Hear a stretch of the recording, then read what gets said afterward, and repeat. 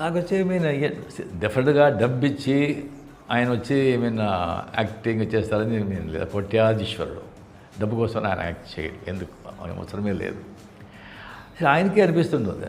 I think ఎప్పుడూ మంచివాళ్ళగా చేసి ఎన్ని రోజులు మంచివాళ్ళగా చేసేది ఒక చేంజ్ ఉంది, చేస్తామని ఈ పిక్చర్లో ఆయన ఒప్పుకొని ఉన్నారు.